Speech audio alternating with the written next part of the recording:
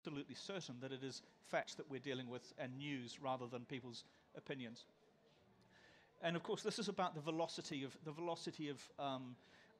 untruth. This was an analysis, as you can see just from the headline, that the Oxford Internet Institute did of I think it was the last 300,000 tweets in the US 2016 elections, and it was essentially equal between misinformation and disinformation.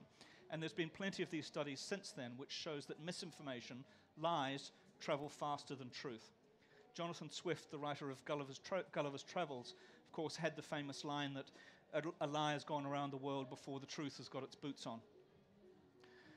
Trust is really central to what we're doing. If the community doesn't trust us, then we have nothing. And we've tried to build the site very much against the trust principles which have come out from a US university, Santa Clara University in Silicon Valley, which has done the deepest analysis yet about what people trust. It's called the Trust Project. It's worth taking a look at. Everybody's trying to do this at the moment, but the transparency that we bring is very much from the community. They're constantly testing us, constantly questioning our wisdom, constantly questioning. I mean, at the moment, for example, we're getting, you're Russophobic. And then we're getting from the other side, you're too generous to Russia. So as with many stories, if you're somewhere in the middle and hated by both, you'll probably be doing an okay job. I had to really think about what this meant for me as a journalist, because I've been a journalist a long time. I've worked with people like Caroline at CNN. I've been at Reuters, News Corporation, Microsoft, and others. And to try and work out what this new wiki concept, what this concept of the Wikipedia way of working, where you're surrendering power to the audience, how does that come into journalism? And so I've had to reconsider for myself some of the very basic things about journalism and what journalism actually is. And so for me and my team, which is a very young team, this is a fantastic discipline to really think again about what we're trying to do.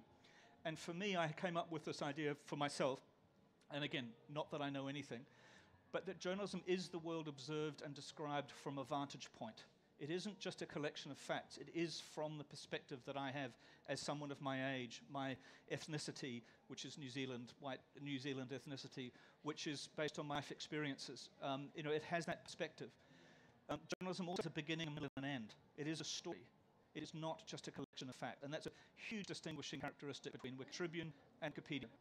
Journalism is partly, this is why many journalists are alcoholics, partly the desperate attempt to get things right and the constant failure to get things right.